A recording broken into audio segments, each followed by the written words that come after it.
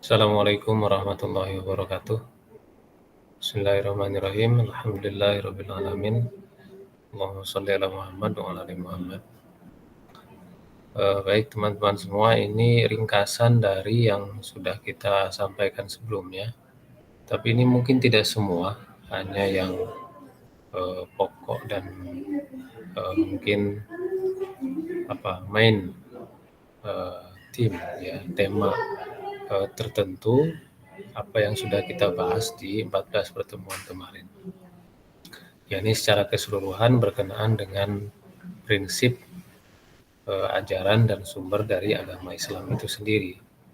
Kalau kita ngomong tentang prinsip, ya dari artinya sendiri Islam itu sebagai agama yang damai dan juga sebagai agama yang universal ajarannya. Jadi yang diurusi di dalam Islam itu tidak hanya urusan bagaimana seseorang berhubungan dengan Tuhannya saja, tetapi juga dengan seluruh makhluknya, diantaranya ya manusia, hewan, dan juga tumbuh-tumbuhan. Ya.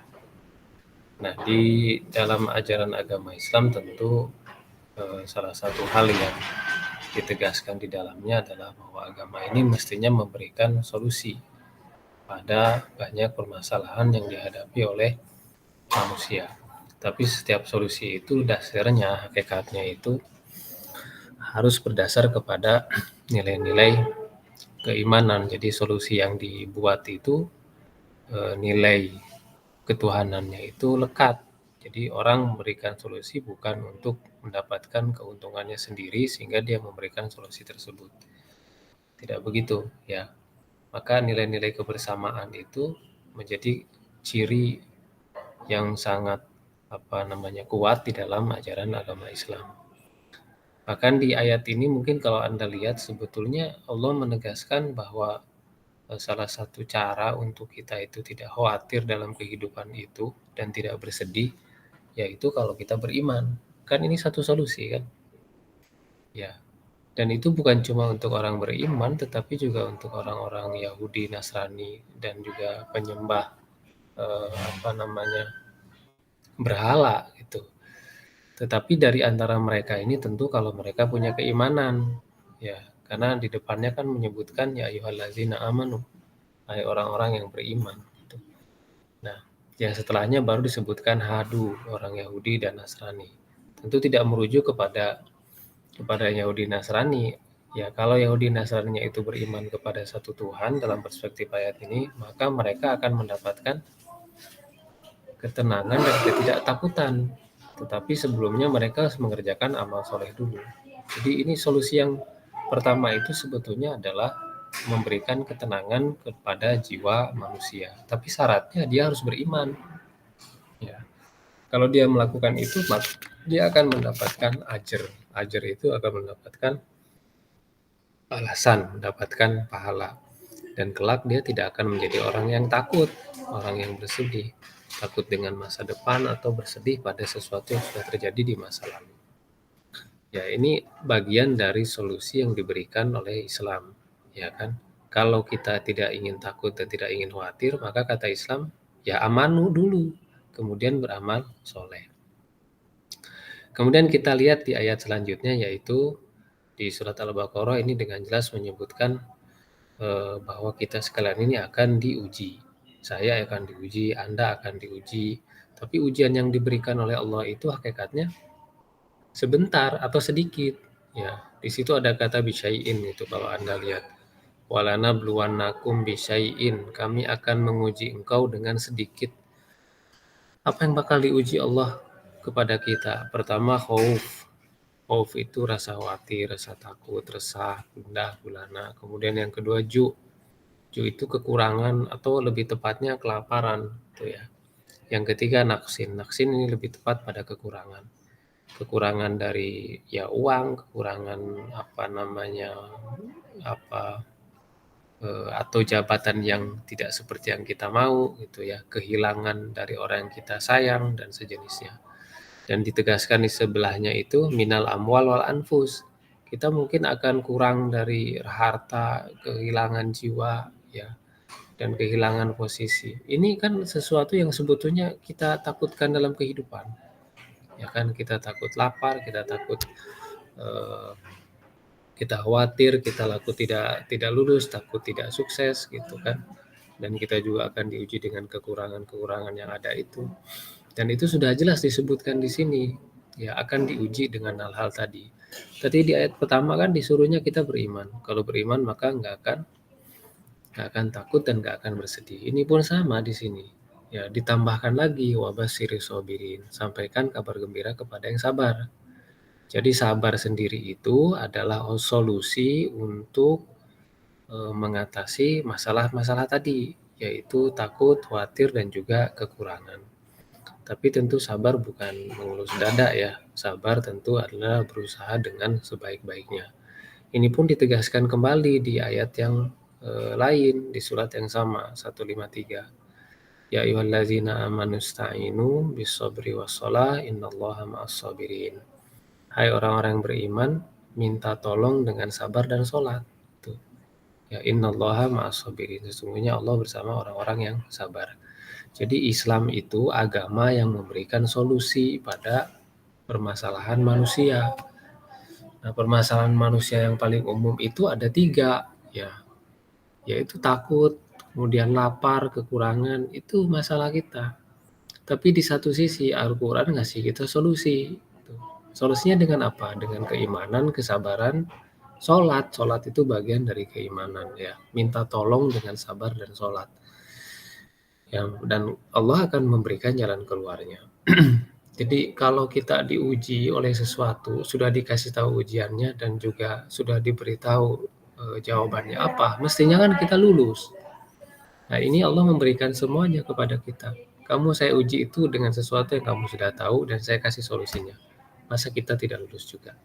Nah inilah yang disediakan oleh agama Islam. Ya, salah satunya agama ini memberikan solusi atas permasalahan yang kita hadapi. Kan nggak jauh-jauh juga dari 3 hal tadi ya, kehidupan kita. Nah, kemudian di bagian berikutnya, ya, kita itu sekarang ini ya, dalam kehidupan modern, ya, kenapa kekhawatiran itu selalu datang, ketakutan itu datang, ya, takut miskinkah, takut tidak punya pekerjaan, takut dengan jabatan. Ya, salah satunya adalah karena kita terlalu berpikir materialistik, ya, terlalu menggantungkan kehidupan duniawi yang dicari hanya sesuatu yang temporal, ya. Kemudian dia tidak mengindahkan nilai-nilai akhirat sehingga ketakutan dan kekhawatiran itu muncul. Nah, kenapa pikiran materialistik ini ada? Karena kita jauh dari sumber ajaran kita sendiri. Apa sumber ajaran kita? Yaitu Quran dan hadis. Ya. Dari mana solusi tadi didapatkan? Ya dari Quran dan hadis. Ya, kalau itu tidak dipegang, maka kehidupan pun bisa timpang. Jadi kita hanya akan berpikir pada hal-hal yang sifatnya duniawi saja, sementara yang sifatnya ukhrawi itu tidak kita pegang dan kita tidak perhatikan. Sehingga kemudianlah masalah-masalah kehidupan modern itu muncul. Pada kesempatan yang lain, mungkin kita juga sering berdebat pada hal-hal yang sifatnya tidak substansial, gitu ya. Tidak menambah keimanan, tidak menambah keyakinan, ilmu pun nggak nambah, cuma debat kusir saja, bahkan saling menggunakan kekerasan, ya itu akan membuat kita semakin khawatir, semakin takut, semakin susah menghadapi kehidupan. Kemudian yang membuat kita juga tidak menemukan solusi dalam kehidupan, kita senantiasa mengedepankan ego, ya. Kemudian moral pun tidak ditunjukkan dengan baik. Hasil dari beragama pun tidak nyata, yaitu dalam hal nilai-nilai akhlak. Sehingga kita melihat bahwa dunia Islam ya, kita bicara tentang kita sebagai seorang muslim ya, kita punya pedoman tapi kita nggak dipakai pedomannya. Berarti kan kita jauh dari ajarannya. Pedoman siapa yang dipakai? Pedoman orang lain, materialistik. Kita nyontek atau niru-niru orang lain yang belum tentu itu sesuai dengan kita itu. Padahal kita punya pedoman sendiri ya. Sehingga kita kemudian berujung pada obrolan yang tidak ada gunanya. Nah, ini dikarenakan kita senantiasa menggunakan nafsu kita, ya menggunakan ego. Selain itu, masalah dakwah di kita juga menjadi masalah yang tidak bisa dilupakan ya. Ya walaupun sebetulnya ustadz-ustadz itu banyak gitu ya, acara-acara televisi yang sifatnya religius juga banyak, tetapi tetap itu tidak banyak merubah kondisi dan keadaan kita sebagai umat muslim. Tentu ini dilihatnya nanti dari problem penyampaian dakwah itu sendiri seperti apa. Ya, jadi ini keseluruhan dari apa yang dibahas dengan dari agama Islam itu sendiri, bahwa untuk dimengerti Islam itu memberikan solusi atas berbagai permasalahan hidup. Permasalahan hidup itu apa? Cuma 3 yang disebutkan itu oleh Al-Quran. Ya, dan Al-Quran memberikan solusi dari setiap masalah-masalah tersebut. Ya, dan kenapa masalah itu muncul dalam kehidupan kita? Ya karena tadi kita jauh dari ajaran, kan kita terlalu meninggikan ego kita sendiri sehingga terjebak pada sikap materialistik dan perdebatan yang tidak ada ujungnya. Ya, dan tentu adalah problem dakwah tentang keislaman itu sendiri yang kurang. Sehingga Islam ini sesuatu yang kita pinggirkan, agama sesuatu yang kita pinggirkan. Tidak menjadi sesuatu yang utama yang jadi tempurung dalam kehidupan kita. Ini bagian pertama dari bahasan kita tentang Islam secara umum. Di bagian kedua yaitu kita membahas tentang Quran ya dan hadis ya. Perlu teman-teman ketahui ya bahwa Quran itu sebetulnya diturunkan dengan dialek yang berbeda. Ya, 7 huruf istilahnya itu. Ya. Jadi ada yang misalkan Anda mungkin pernah mendengar ada orang membaca ayat ketiga dari surat Al-Fatihah itu dibacanya panjang itu. Alhamdulillahirrahmanirrahim, Ar-Rahmanirrahim, Malik Yaumiddin. Ada yang membaca Malik Yaumiddin. Ada yang baca pendek, ada yang baca panjang. Membaca panjang dan membaca pendek itu sebetulnya hubungannya dengan dialek yang ada pada masyarakat Arab.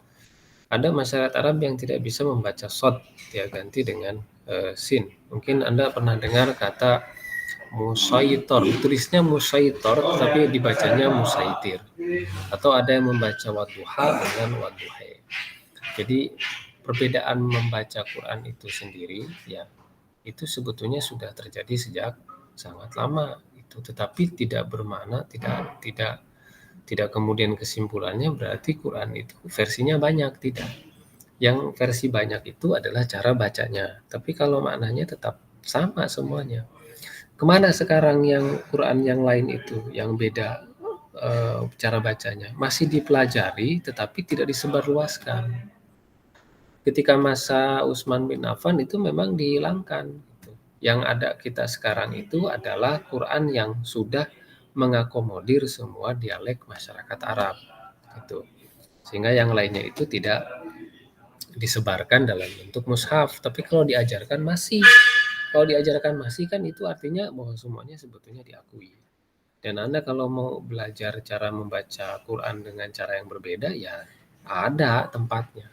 Nah, di Indonesia pun banyak yang memberikan pengajaran tentang cara membaca Quran tetapi dialeknya berbeda.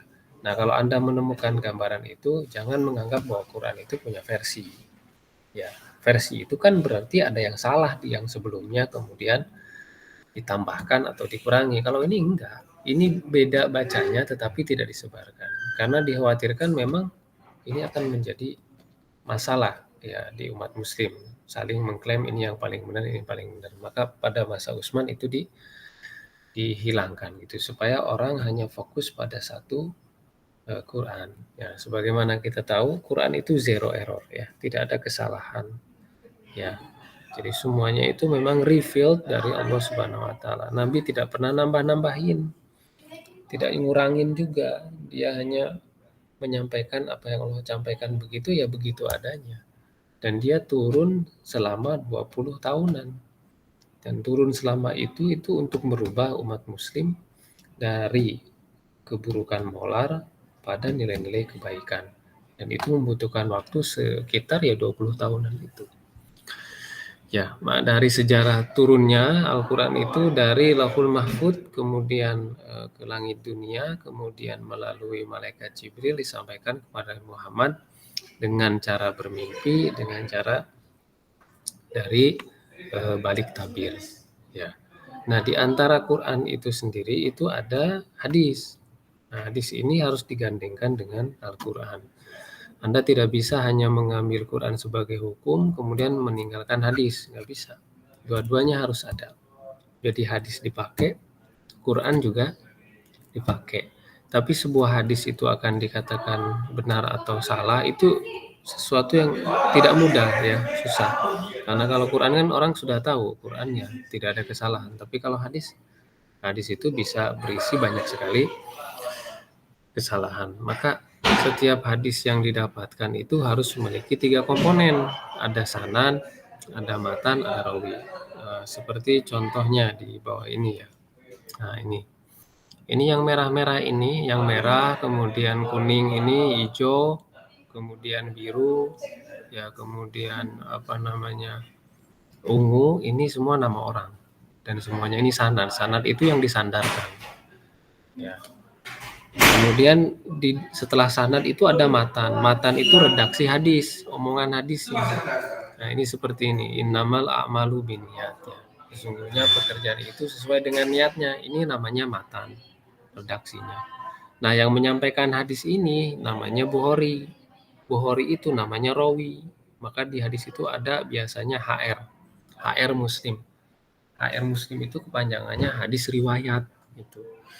Riwayat itu artinya pemberita, penyampai. Yang menyampaikan kepada kita namanya Bukhari. Tapi Bukhari itu mendapatkan hadis ini dari orang-orang yang atas tadi.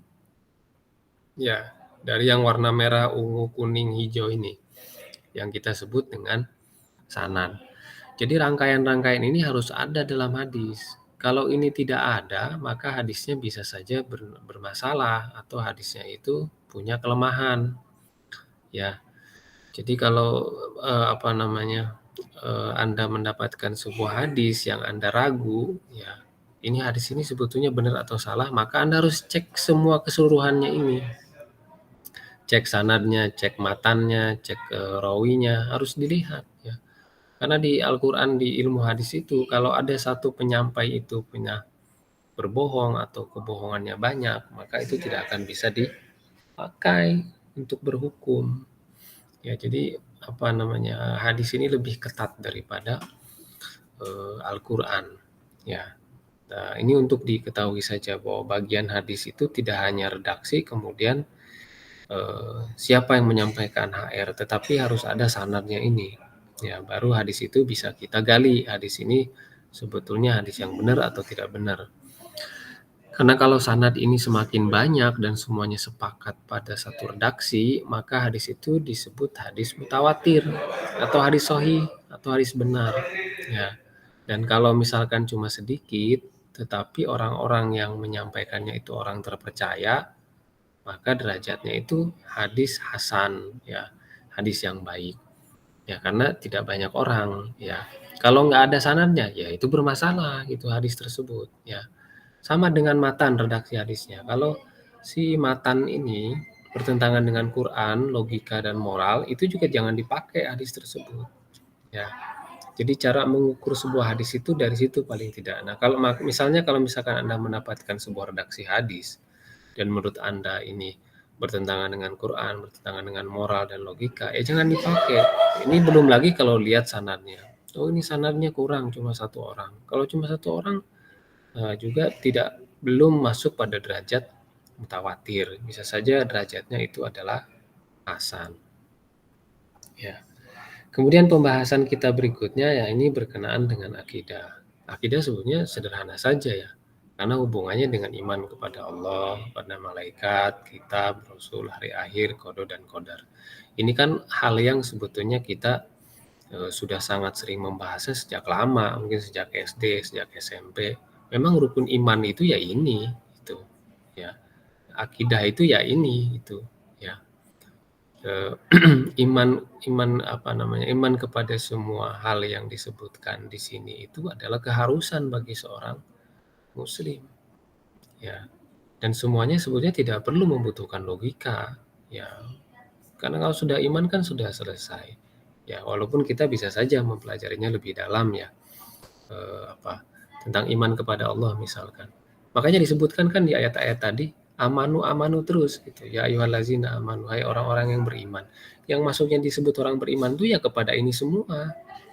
Ya kepada Allah, kepada malaikat, kitab, ya. Ini kan tidak nampak semua kan? Hari akhir belum nampak itu. Allah tidak nampak, malaikat tidak nampak, Rasul tidak nampak juga. Semuanya sebetulnya sesuatu yang tidak nampak. Hanya masalahnya yang sudah berlalu dan akan datang saja. Tapi semuanya kita rasakan. Nah, karena itulah itu ya. Karena kita tidak melihatnya, tapi kita merasakannya, maka keimanan di situ kemudian mengambil alih. Itu. Maka hal-hal yang berkaitan dengan iman ini tentu kita tidak bisa melepaskannya. Karena kalau iman ini sudah lepas salah satu, ya berarti kita sudah kafir. Ya, berarti kita sudah bukan muslim lagi. Kemudian dari keimanan itu harus dibuktikan dengan mengerjakan perintah hukum yang diberikan oleh Allah. Ya berupa sholat, puasa, zakat, haji. Ini kan bukti dari keimanan. Kita bilang kepada Allah, saya beriman kepada Allah, saya beriman kepada kitab suci, pada Rasul. Di kitab suci itu disuruhnya sholat. Ya, di kitab suci Allah menyuruh puasa, menyuruh zakat. Maka ini juga mengikat kepada kita. Nah, maka setelah orang beriman kan disuruhnya amanu wa amilu solihat. Hai orang beriman dan mengerjakan amal soleh. Ini bagian dari amal soleh. Karena ini datanya valid, ada dalam Quran, ada dalam hadis. Maka jangan pernah mengaku-ngaku seorang yang beriman tetapi kita tidak pernah sholat. Ya itu absurd. Kalau beriman ya harusnya sholat, harusnya puasa, harusnya zakat. Itu sebagai bukti dari seseorang melaksanakan keimanannya kepada Allah Subhanahu wa Ta'ala. Nah, ada yang lebih penting daripada perintah ini, yakni tentang bukti pada perilaku. Ya, jadi orang tidak bisa hanya cukup mengatakan saya beriman. Oh ya, saya mengatakan amal soleh. Ini sebutnya wilayah privat semua. Ya, Anda tidak perlu memberitahu ini kepada orang lain. Orang lain itu akan melihat Anda dari sikap, dari perilaku. Jadi wujud orang yang beragama sebetulnya dinilai dari sebaik apa akhlaknya, perilakunya. Jadi ini buahnya. Ya, kalau imannya dasarnya itu begitu kuat, kemudian batang pohonnya juga kuat, ya, tanah juga subur, maka dia akan menghasilkan buah yang juga baik. Buah yang baik itu adalah permisalan dari orang yang beriman dan menjalankan syariat dengan benar, yaitu akhlak. Ya, maka yang pertama yang ditugaskan oleh Rasul kepada Allah menugaskan kepada Rasul adalah untuk menyempurnakan akhlak. Ya, innama buistu liutammima makarimal akhlak, bahwa Rasul diutus itu untuk menyempurnakan akhlak.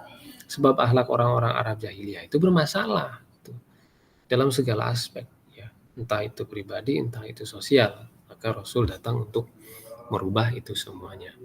Jadi kalau kita ingin dianggap orang yang cukup beragama, sebetulnya tinggal tunjukkan dengan perilaku yang positif. Tetapi perilaku positif itu tidak bisa berdiri sendiri.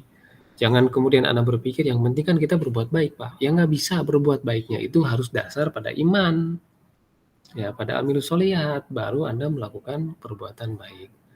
Ya, jadi satu dengan yang lain di ajaran agama kita ini saling terkait. Anda nggak bisa cuma mengaku saya baik pokoknya, tapi Anda nggak beriman. Tidak bisa. Semua orang banyak melakukan itu. Misalkan pemain bola kaya gitu ya, ngasih bantuan kepada siapa begitu banyak, tapi dia nggak beriman, ya percuma. Ya, karena orang melakukan sesuatu atas dasar motivasi. Motivasi dasar kita adalah keimanan. Nah, yang terakhir ya, bagian dari pembahasan kita yaitu bahwa Islam itu tidak anti pada kemajuan.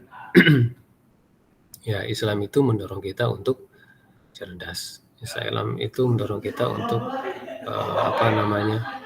menganalisa, mengobservasi.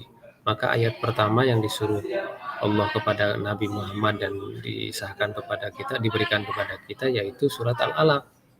Itu disuruhnya kita membaca. Membaca itu artinya bisa saja belajar, membaca itu artinya bisa mengobservasi, membaca itu artinya bisa meneliti. Nah, apa yang teman-teman lakukan sekarang itu realisasi dari makna ikro. ya, membaca itu. Ya, maka yang pertama kali disuruh oleh Rasul sebelum dia berdakwah kan disuruhnya baca dulu. Ya, baca dulu, kemudian perbaiki akhlakmu. Kemudian setelah itu sebarkanlah ajaran-ajaran dari Al-Quran. Kita pun demikian. Maka kalau kita disebut Islam itu terbelakang, sebelah mana terbelakangnya? Ya, karena tidak ada ayat satupun yang menyuruh kita untuk tidak maju. Ya, ayat yang pertama aja bukan nyuruh sholat, bukan nyuruh zakat, bukan nyuruh beriman, tetapi Anda disuruh baca dulu. Karena dalam melakukan sesuatu, saya kira gitu ya, kita harus mengetahui dulu, dan itu pesan pentingnya. Sholat itu ya harus baca dulu, ya. Kemudian orang berhaji ya juga harus baca dulu. Mau berpuasa harus baca dulu. Karena kalau tidak punya pengetahuan awal, bisa saja apa yang kita lakukan dalam agama tadi itu ngasal atau sia-sia. Ya, jadi ini adalah keseluruhan kesimpulan pembahasan kita terkait pendidikan agama Islam yang kita sudah bahas selama 14 pertemuan. Walaupun ini singkat, tetapi mudah-mudahan tentang prinsip ajaran dan sumber ini bisa menjadi pegangan untuk kita semua. Bahwa Islam itu prinsipnya mengajarkan kedamaian, mengajarkan untuk memberikan solusi pada keadaan apapun, ya. Salah satu solusinya adalah dengan sabar dan juga dengan sholat. Dan prinsip Islam untuk mengejar kehidupan dunia itu harus diawali dengan kehidupan akhirat dulu, ya. Dan prinsip dan nilai ini itu tersebut di dalam dua sumbernya, Quran dan juga hadis. Yang terakhir bahwa agama kita ini sangat menjunjung tinggi nilai-nilai kemajuan. Maka sebagai seorang Islam dan sebagai seorang Muslim, mestinya kita berlomba-lomba untuk senantiasa menciptakan sesuatu yang baru yang bisa bermanfaat untuk diri dan orang lain. Saya kira ini ringkasan kita. Demikian yang bisa disampaikan. Mohon maaf banyak kekurangan. Syukron. Terima kasih. Assalamualaikum warahmatullahi wabarakatuh.